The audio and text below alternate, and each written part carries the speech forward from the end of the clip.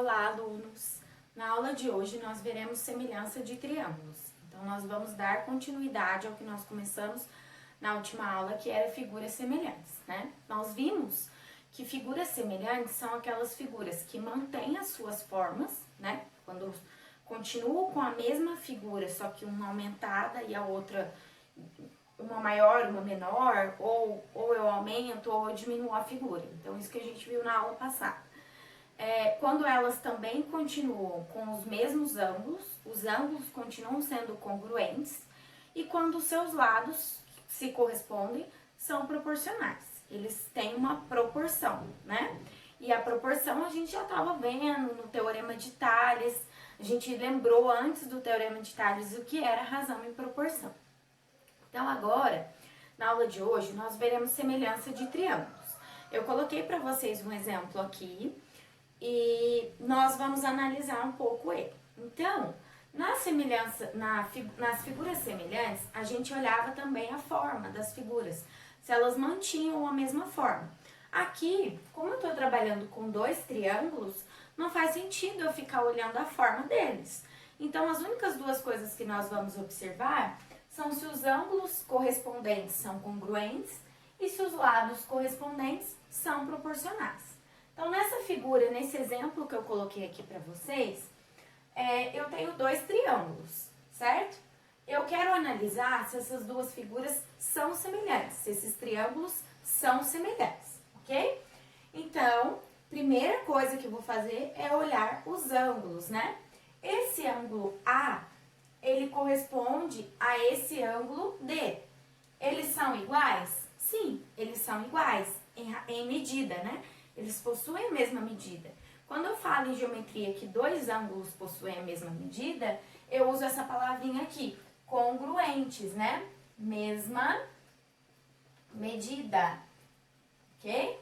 Então, esses dois ângulos têm a mesma medida. Então, como é que eu simbolizo isso? Eu escrevo que o A é congruente ao D. O ângulo A é congruente ao ângulo D. Tudo bem? E ambos medem 95 graus. Mas eu também sei que o ângulo B, ele é congruente ao ângulo E. O ângulo B é congruente ao ângulo E. Por que eles são congruentes? Porque eles possuem a mesma medida. Ambos medem 35 graus. E o ângulo C é congruente ao ângulo F, porque ambos medem 50 graus. Até aí, tudo bem, satisfez o primeiro item, né? Eu possuo ângulos que são congruentes. Agora eu vou observar o segundo item. Eu vou ver se os lados que se correspondem, né, correspondentes, são proporcionais. Então, esse lado AB, ele corresponde ao lado DE, porque ele está entre o ângulo de 95 e o de 35. E esse aqui também está entre o ângulo de 95 e o de 35. Então, eu vou pegar a razão 10 para 5, que foi o que a gente viu na aula passada. 10 está para 5, mesma ideia do Teorema de Tales. E aqui, o lado AC, ele se corresponde ao DF. Então, eu vou pegar 8, né? Está para 4. E aqui, 14 está para 7.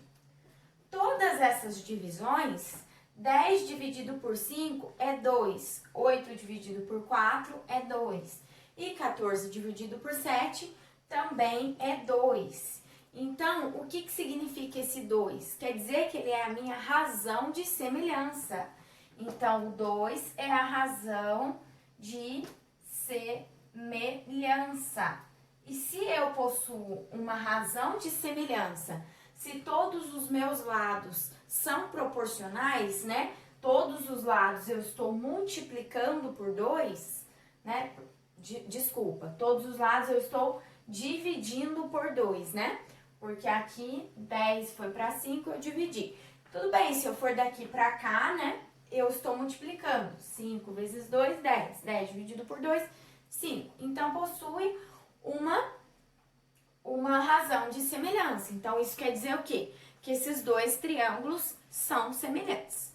Agora nós veremos um outro exemplo, né? Nesse exemplo aqui, que está na página 100, o exercício já está me falando que esses dois triângulos são semelhantes. Então, ele quer achar o valor de x, que está aqui, e o valor de y, que está aqui nesse outro triângulo. Para representar que dois triângulos são semelhantes, eu utilizo essa notação aqui. O triângulo ABC, ele é semelhante, eu simbolizo por esse tio, né? Ele é semelhante ao triângulo DEF. Então, ele já está me contando isso. Se eu sei que esses dois triângulos são semelhantes, então eu já sei, né, que os ângulos deles, primeiro item, que os ângulos deles são congruentes. Então, eu sei que o ângulo A aqui, que tem um tracinho apenas, ele é semelhante ao D aqui, eles possuem a mesma medida. O ângulo B, ele é congruente ao ângulo E, eles possuem a mesma medida. E o ângulo C, ele é congruente ao ângulo F, eles possuem a mesma medida. Eu não sei que medida que é, mas eu sei que eles são iguais. Não tem necessidade de eu saber aqui nesse exemplo, porque eu não quero achar o valor do ângulo, eu quero achar o valor do x e do y, ok? Então, eu sei que se eles são semelhantes, né, eu tenho uma proporção. Eu sei que o 4 está para o 20, que o 7 está para o y, que todos eles possuem a mesma medida e que o x está para o 30. Então, eu vou escrever da seguinte forma. O 4 está para o 20, né? A razão 4 sobre 20, ela é a mesma da razão x sobre 30, né? Porque foi o que a gente viu, existe uma razão de semelhança. Já que eles são semelhantes, existe uma razão de semelhança. Então, o 4 está para o 20, assim como o x está para o 30. Lembrando que é a mesma ideia do teorema de Tales. Se eu estou pegando nessa ordem 4, 20, eu tenho que pegar na mesma ordem x, 30, ok? Então, aqui eu tenho uma proporção, né? Lembrando lá da propriedade da proporção, que eu posso multiplicar os meios e os extremos, né? O produto dos meios é igual ao produto dos extremos. Então, aqui eu vou ter 20x é igual a 4 vezes 30, ok? Agora, eu descubro quanto é que dá isso, né? 4 vezes 30, 4 vezes 3 é 12, então aqui é 120. E agora o 20 que está multiplicando, ele vai para o outro lado dividindo, né? 120 dividido por 20, aqui eu posso cancelar o 0 e o 0, fica 12 dividido por 2, que é 6. Então, aqui eu já sei que eu encontrei o valor 6, ok? Agora eu vou descobrir o valor y. Ué, mas faz a mesma coisa, né? Se eu já sei que o 4 está para o 20, né? Porque ele possui uma razão de semelhança. Então, 4 está para 20, assim como 7 está para y. E aqui eu faço 4 vezes y e 20 vezes 7, ok? Aí, aqui eu vou colocar ele aqui em cima. Então, o y é igual a 20 vezes 7, o 4 que está multiplicando, ele vem para o lado de cá dividindo. Se aqui eu tenho uma multiplicação, eu posso simplificar, né? Então, 20 dividido por 4 é 5. E aqui, 4 dividido por 4 é 1. Então, o meu resultado é 5 vezes 7, que é 35. Então, eu descobri que o y aqui, ele vale 35 e que o x aqui vale 6, né? E todos eles possuem uma razão de proporção. Se eu faço 4 dividido por 20, quando eu simplifico 4 dividido por 20, ele dá por 4, né? Então, vai ficar 1/5. Então, a razão aqui é 1/5 para todos. 7 dividido por 35, 1/5. 6 dividido por 30, 1/5. Então, todas elas vão possuir a mesma razão, porque eu sei que os triângulos são semelhantes, ok?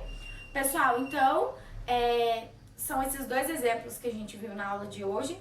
Na próxima aula, a gente vai ver mais um exemplo para que vocês consigam fazer os exercícios. Um abraço e até a próxima aula.